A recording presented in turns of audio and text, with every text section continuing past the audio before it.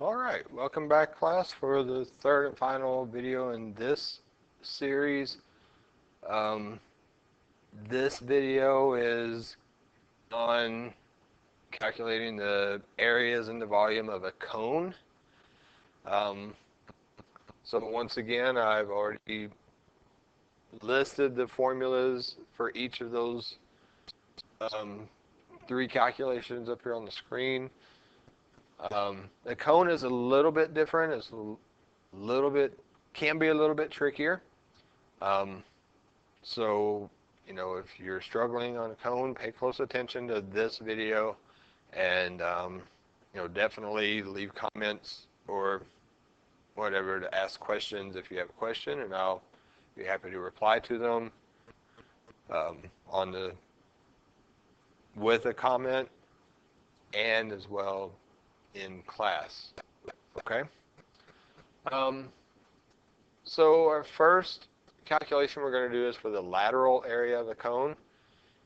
And again, the lateral area of a cone you can kind of think of as being like an ice cream cone or one of those little small birthday hats that doesn't have, that's open. It doesn't have the bottom on it, okay? Or for the ice cream cone, it doesn't have the top covering on it, right? So it's just an open cone. Um, so with this, what makes the cone a little bit special is that we have three parts to our cone. So the blue line is the height of the cone. The red line is the radius of the base of the cone or the cylinder. And then we also have this green line, which is the slant height of the cone. So in our formulas, that's the L part of our um, area formulas. Okay. Um, so in many cases, to do all three of these formulas, you're going to need the slant height, the height of the cone, and the radius. If you don't have all three of those given to you in the problem, then we're going to have to calculate one of them. So the way we calculate that, if you notice these three lines that I drew, the blue, the red, and the green line, they form a right triangle. So what can we always count on in a right triangle is the Pythagorean theorem. So in this case, what I'm going to do is write our Pythagorean theorem using the colors that I used to highlight those different parts of the cone. So we have our height is h squared. The radius of the circle and the slant height. So that's how we're going to set up our Pythagorean theorem. So that's going to be match my a squared plus b squared is equal to c squared. Okay? So by color coding it like this and writing your Pythagorean theorem just like that, you can see specifically where each number belongs. So my height in this case is 12 squared. I don't know the radius of the circle. So that's the piece that I'm looking for. That's the piece I'm missing. And then my slant height, or L, is the 15 squared. So for these problems, a lot of times, this is where we're going to have to start. All right? This is, we're going to have to do this first to find that missing piece of our puzzle to plug into our formulas. All right, so now if I calculate these, 12 squared is 144 plus r squared equals 15 squared, which is 225.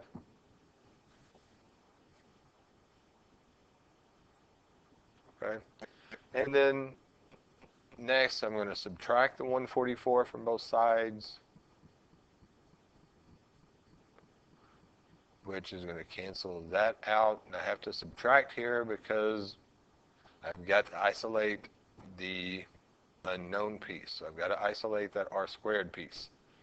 So that's going to equal, once I subtract those two, that's going to equal 81. And then finally, I still have r squared, so I have to get rid of that squared so I can isolate just the r. So r in this case is 9, so this cone has a radius of 9. So I'm going to go ahead and write that over here.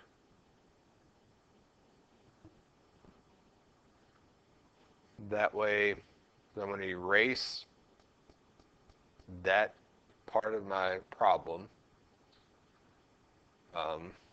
Actually, what I'm going to do is I am going to group all that together, make it all into like one writing. I'm just going to kind of shrink it down so we can kind of move it up out of the way. That way I'm not erasing it, it's still there. You can still see it if we need to. But I needed a little more room to do my 3 calculations in. Alright, so the first calculation I'm going to do is the lateral area. Well, I guess the second calculation is for the lateral area. So my formula is pi times the radius times the slant height. So see, for this formula, I needed that radius. I needed that 9 to plug into this very first formula. So I plug those numbers in, pi times 9, the lateral, or the slant height is the green, so that's my 15.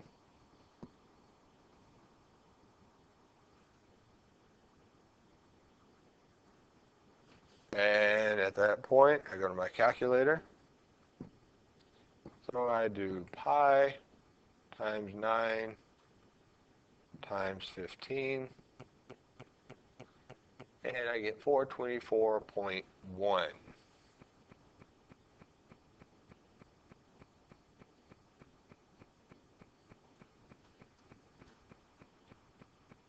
Okay. And just as kind of a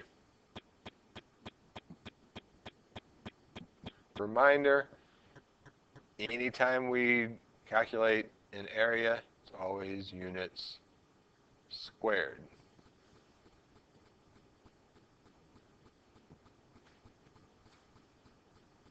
So 424.1 units squared. It doesn't really look like a 1 to me. I'm going to see if I can make it look more like a 1 and make sure we can see that decimal. All right. Next is the surface area. So again, the surface area is, well, let's take this cone and let's put a cover on it.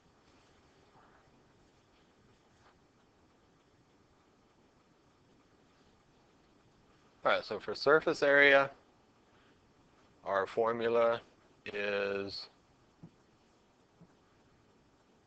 pi times radius times slant height plus radius.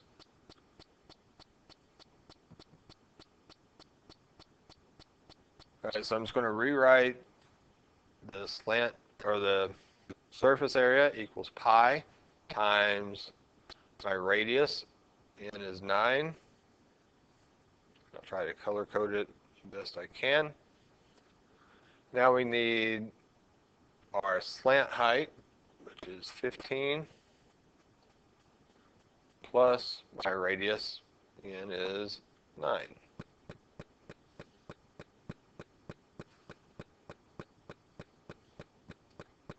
And once again, I'm going to go ahead and add the 15 plus the 9 right here, just to kind of simplify it before I go to my calculator. You don't have to do that. If you don't do that, just make sure you put that addition inside a set of parentheses.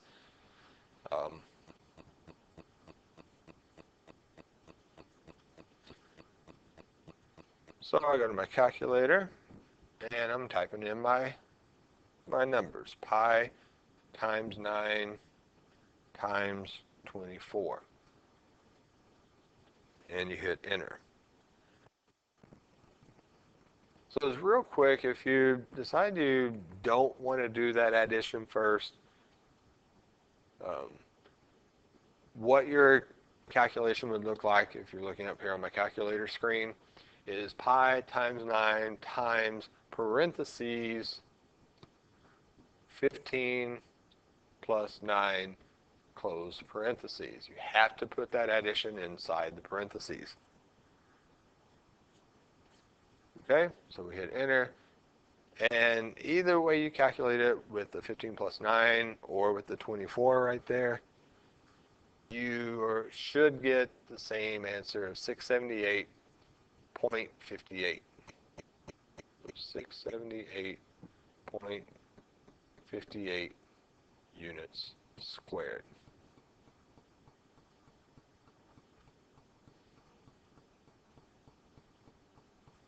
Okay? Then the volume, I'm kind of running out of room. So the volume I'm going to do over here underneath. So I'm just going to kind of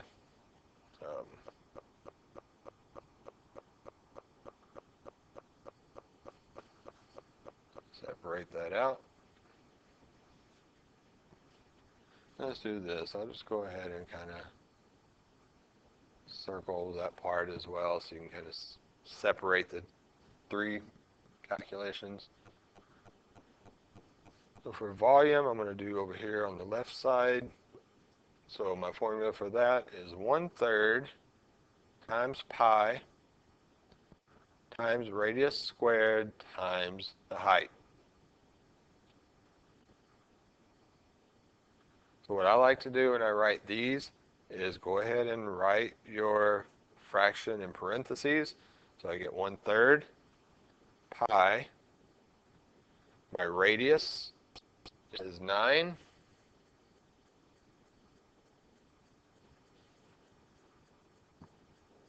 Times my height is 12.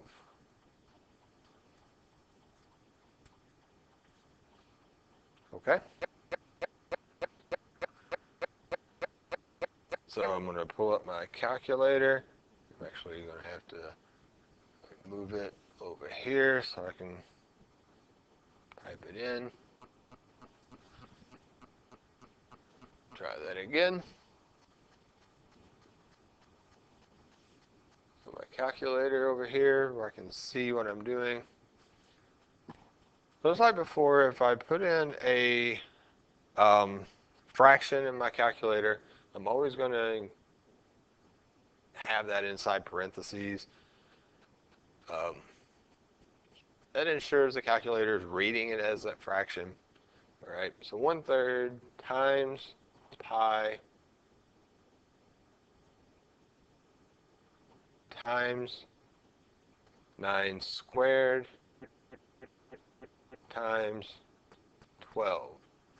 So I'm just separating each individual number or each individual part with my multiplication symbol. That ensures that everything is entered in correctly without error. So I hit my enter key and I get 1017.88. So 1017.88. Now, if you recall, this is volume. Our volume formula is always units to the third power.